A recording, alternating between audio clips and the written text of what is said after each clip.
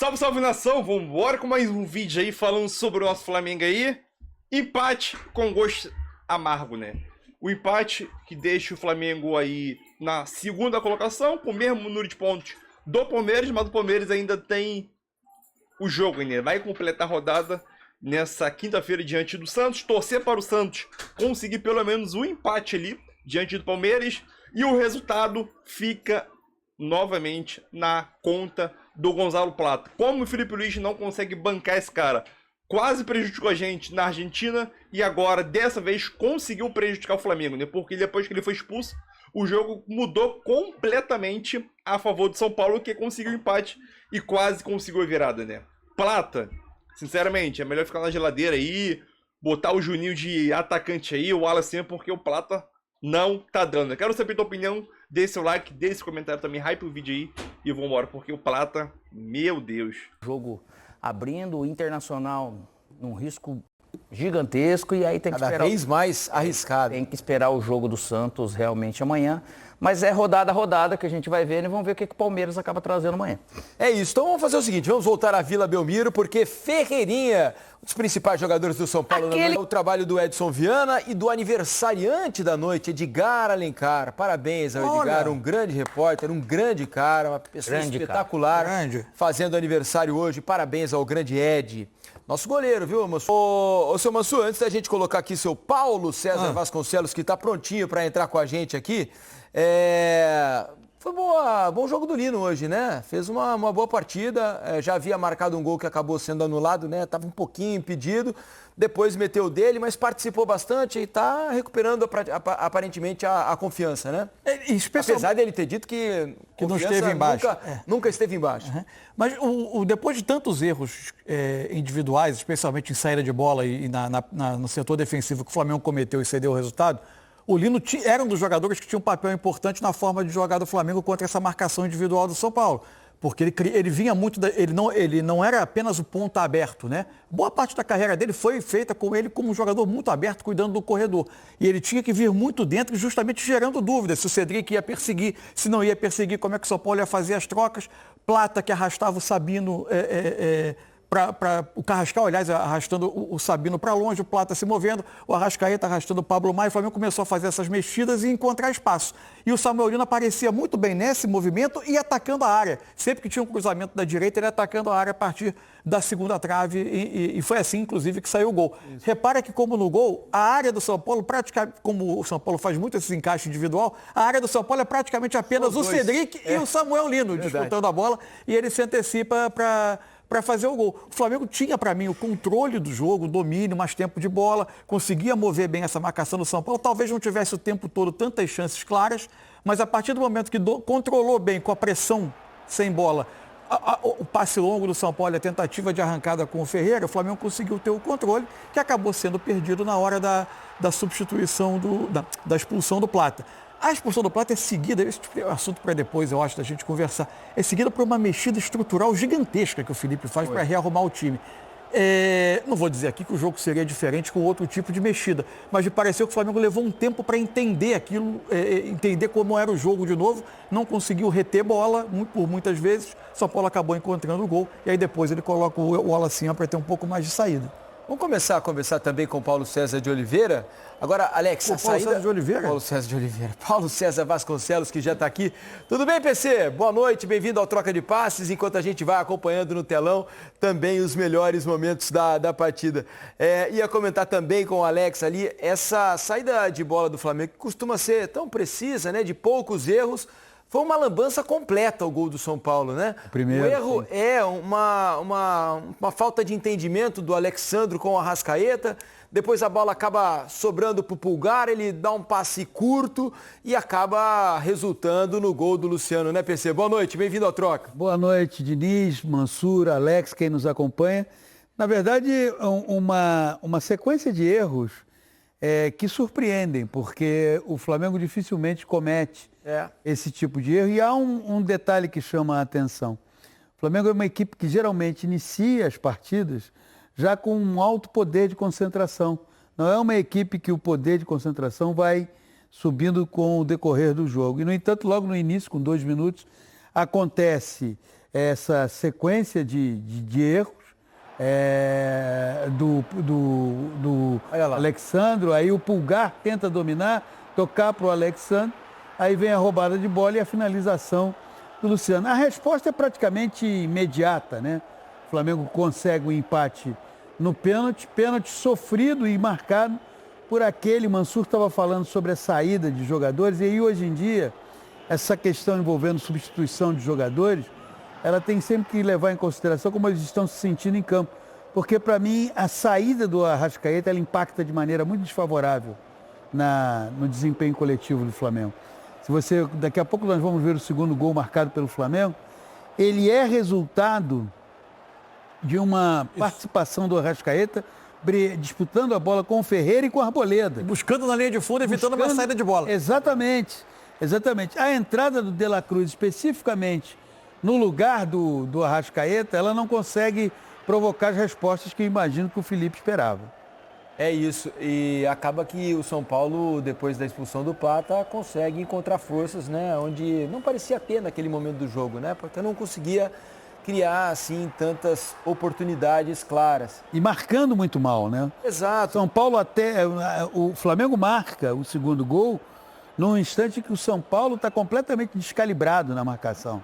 São Paulo não está conseguindo ser competitivo na marcação. Tudo bem que ofensivamente era uma equipe reduzida às ações do Ferreira pelo lado esquerdo. Mas a marcação do São Paulo estava muito descalibrada. A gente está vendo esse erro do Arboleda, né? Esse erro aconteceu no segundo tempo, mas no primeiro tempo, o São Paulo pressionado, muito bem pressionado pelo Flamengo, não conseguia escapar, né? Para tirar essa bola de trás com qualidade, né, Alex? Quase sempre a alternativa era de alguma maneira, ou numa bola mais longa, ou numa virada mais improvável. Olha lá, olha a área do São Paulo, como é o... Exato. Já esse lance é uma prévia do gol. Porque é um movimento. Agora, a saída do São Paulo foi muito ruim hoje, né? Claro que com muito mérito da marcação, pressão que o Flamengo fazia. E acarretou num primeiro tempo muito difícil para o São Paulo do ponto de vista ofensivo. O erro do Flamengo foi também em cima da pressão, mas foi um erro, só que somente por causa da pressão bem feita do São Paulo que ele conseguiu estar ali para fazer o gol. Não foi feito em muitos momentos do jogo, em poucos, né, Alex? Depois não foi coordenada. Né? O Flamengo ele conseguia ter a ideia, o encaixe e coordenado o movimento de todos os setores, eles andando e caminhando junto. E o São Paulo não conseguia. Às vezes o jogador ele vinha dar fazer um ataque de um lado, ele já reclamava porque o outro não vinha. Então faltou muito isso. Lógico que marcar o Flamengo não é fácil, mas o São Paulo teve dificuldade de acabar marcando. E se você também não marca bem um time técnico desse, não fica grande lance aí, ó.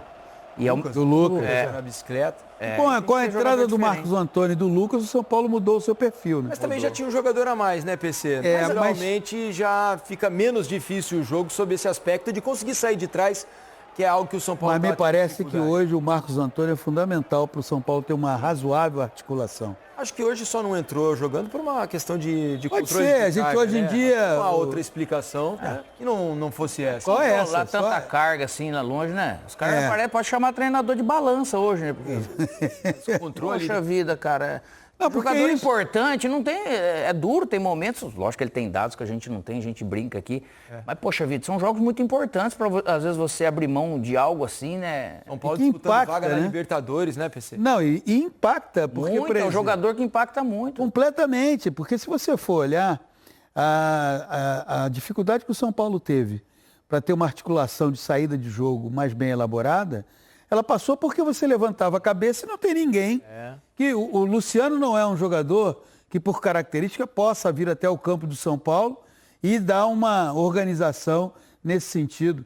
A partir da entrada do Marcos Antônio, com o cenário do São Paulo tendo um jogador a mais, mas independentemente disso, o Marcos Antônio é um articulador.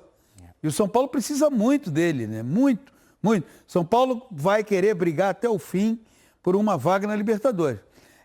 Hoje contra o Flamengo, mas vou te dizer, próximo jogo contra o Bragantino, para o São Paulo é fundamental o Marcos Antônio começar o jogo. Aí você tem que conversar com a área específica e dizer, olha, amigo, temos que fazer alguma coisa aqui que entre ele começar e ter que ser substituído é melhor do que eu ter que colocá-lo no transcorrer do jogo. É verdade. Agora, do ponto de vista do São Paulo, a gente falava aqui, não foi ontem, né? A gente tem dito há bastante tempo o quanto o Ferreira inexplicavelmente não começava as partidas do São Paulo, porque sempre que ele entrava, assim, se for ver, né? causava impacto. Hoje ele, enfim, entrou no início do jogo e foi o melhor jogador do São Paulo no jogo, né? Eleito pela transmissão como o principal jogador da partida. É difícil explicar por que ele não começa as partidas, né? E hoje não foi substituído, jogou o jogo inteiro, Jogou 90 minutos. E provou que tem condições de jogar bem até o fim, né, Mansur? O Crespo vai, talvez, não sei se é isso que está pesando, enfim, mas o Crespo, o jogo como o Flamengo, como o São Paulo marcava individual, e quando o Flamengo ia pressionar também individualizava a marcação, o jogo gerou alguns duelos que permaneceram quase todo o tempo, né? E o duelo Ferreira e Emerson Royal foi uma das histórias do jogo, principalmente no primeiro tempo, porque quem tinha a bola estava levando vantagem. O Ferreira levava vantagem sobre o Royal, criando muita dificuldade pelo lado esquerdo, obrigando que o Flamengo tivesse uma ajuda ao lateral direito para tentar defender o Ferreira, mas como o Royal era o lateral que mais passava, o Ferreira, por vezes, perdia essa perseguição ao Royal e obrigava algum jogador a abandonar o seu marcador. Uma vez aconteceu com o Pablo Maia, outra aconteceu com o próprio Sabino, para tentar pegar o Emerson Royal pelo lado. Eu não sei se é essa dificuldade, talvez, de cumprir esse tipo de função que o Crespo normalmente usa, esse tipo de marcação que faz ele optar, ou é mesmo uma questão técnica de preferência, mas com bola ele justifica totalmente um lugar no time. São Paulo não tem um jogador que tenha no elenco, sem capacidade de levar ser um desafogo, levar o time à frente, que tenha drible, que tenha velocidade, finalização, que faça hoje, gol. Por pouco não fez um gol num drible dele para dentro, ele bate de chapa assim que o Rossi se estica todo, é perigoso, não né, cara? Por pouco a bola, né? Ele é um jogador que cria, e um lado bom, e é mérito do São Paulo. Ele, se for ver, mesmo entrando depois, ele parou de se machucar. Então, é isso aí, nação, mais um vídeo aqui para o canal, né? O culpado pelo esse empate que o Flamengo sofreu se chama Gonzalo Plata, né? Já é a segunda vez em 3 jogos aí. Acho que é a segunda vez em 3 jogos. Acho que nessa faixa aí, de segunda vez em 3 jogos que ele é expulso. Então, aquilo, uma coisa o Felipe Luiz tem que fazer. O Gonzalo Plata, ele errou o domínio, ele teoricamente acertou, dominou a bola, porém ele perdeu o equilíbrio. E na hora que ele foi tentar dar o bote para tentar recuperar, o Arbeloa do Real Madrid, até esqueci o nome do jogador do São Paulo, o zagueiro, companheiro da seleção dele, foi mais rápido e ali era a expulsão na certa, não teria. Deu para perceber. Deu para avaliar no semblante do Plata que ele pensou, fiz merda. É expulsão, nem reclamou. Então aquilo, mais uma vez, o Gonzalo Plata, na Libertadores, quase o Flamengo foi eliminado. Quase. E dessa vez, o Flamengo sai prejudicado, principalmente pela situação do Gonzalo Plata, né? Tenho certeza que algumas pessoas vão questionar o corte errado que o Emerson Royal acabou fazendo durante a jogada do gol, né? Ele acabou cortando errado, que acho que o Cedric pegou de primeiro, o Ferreirinha sozinho lá atrás pegou e guardou o 2-2, né? É aquilo, o empate que, obviamente, não deixa nenhum flamenguista contente, porque o Flamengo briga pelo título, o Palmeiras joga nessa quinta-feira, pode abrir 3 pontos de vantagem em relação ao Flamengo. O problema não é 3 pontos de vantagem. O Palmeiras abriu 3 pontos de vantagem. Isso tira aí o jogo. O problema é isso. O problema é que o Flamengo tem... Caso o Palmeiras vença o Santos e abra 3 pontos de vantagem, o maior problema é que o Palmeiras tem 2 vitórias a mais. Vai ter 2 vitórias a mais. Esse é o maior problema, né? Então, tirar 2 vitórias seria no quesito 2 jogos. Se fosse 3 pontos só com 1 vitória a mais, beleza. Mas seria 2 vitórias a mais. Então acho que o maior problema é esse, né? Então o Flamengo jogou até bem, sim. Samuel Lino para mim jogou um futebol razoável, entendeu? Fez gol. E na hora que ele ia ser substituído, né, praticamente nos últimos lances dele dentro de campo, ele acabou fazendo gol, né? Que foi importante, mas depois o Plata botou tudo a perder. É incrível como que o Plata tá vivendo uma fase ruim no Flamengo, né? E obviamente o RPM, o Renato Maurício Prado, já não é fã dele, dessa vez vai detonar o cara. Por mérito, né? Vai detonar por mérito.